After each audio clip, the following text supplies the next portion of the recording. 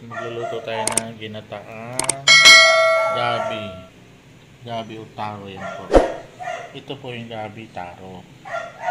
Ito po tatlong nyug. Ito po sukal. Puti. Pwede rin pong pula. Ito po yung matamis na bao. Haluan po natin para parang sobrang sarap po yan. Babalatan muna natin to. Hiwain bago. Ngayon guys, babalatan muna natin to. Tapos bago so ganito po yun.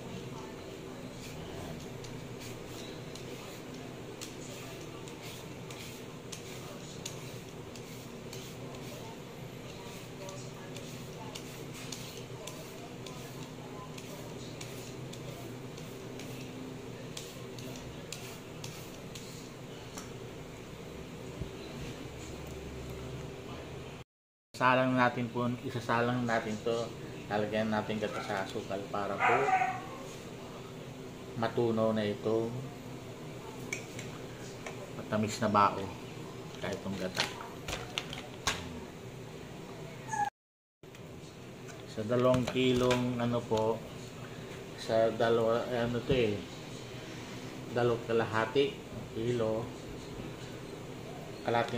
kalating kilong asukal at isang buong kukudyang saka 3 gata. Ayan. Tutunawin na muna natin to. Ayan, sasalang natin yan. Ngayon guys, tutunawin natin ang matamis na bao. Ilagay natin yan. Pwede pong i-cap din yan. Kailang matutunaw na po yan. So po, asukal.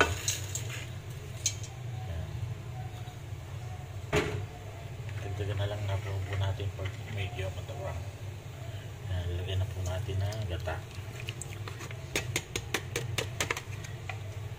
Lagyan po natin ang salsa yan.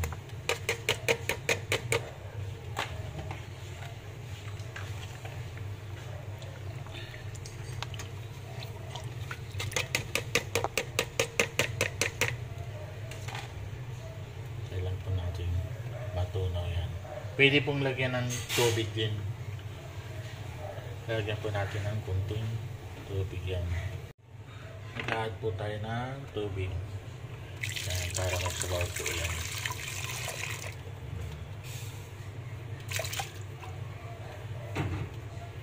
Halo-haloin lang. Asukal, gata, tubig, saka yung pong matamis na bao. Yan, nabalatan na po natin ang taro o gabi. Ngayon, chop-chop po na natin yan para po pag malapot na yung ginawa natin salsa ay lalagyan natin. Lipat po tayo kasi madilim madilim dito, pero magbigo sa labas lutuin. Guys, na-chop na natin. Pakukulan lang natin ang gata. Guys, kumukulo na po, ilagay na natin ito.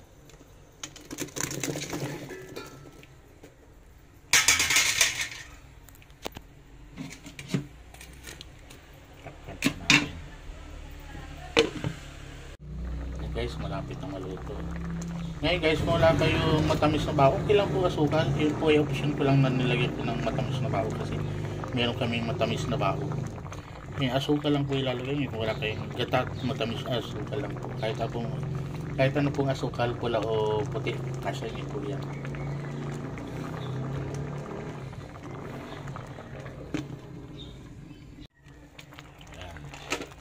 Maluluto pa rin yan. Asan nyo rin po kung gaano karaming asukal ilalagay nyo. Kung gusto nyo matamis, tama lang po. Basta kung wala kayong matamis na bao po, inulit ko. Huwag nyo nang lagyan kasi kami may matamis na bao po kasi galing pang Bicol. Kaya yan, ilagyan ko po para mas masarap. Yan, niluto na po. Malangit na. Tulog na po. Yan. Kung gusto nyo masarap maraming gata, ilagay maraming gata. Kung pinasa nyo po yung ilang gatang lalagay niyo.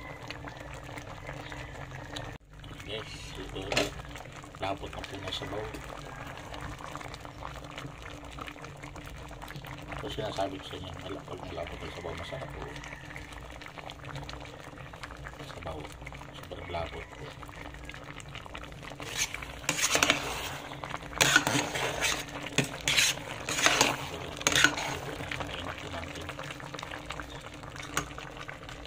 Ayan guys, luto ang ating taro o gabi.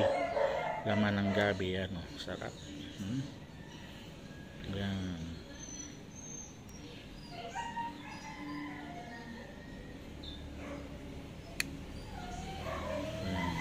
Sarap po, lambot po, lambot, malambot po ang laman, kaya lambot, sarap po yan. Ang merendang masarap, subukan niyo po yan, napakasarap. Bye guys, I love you po. Salamat po sa mga nagsasubscribes at lahat mga nanonood ng aking videos. Ay maraming salamat po. Thank you po guys, ingat po kayo lagi.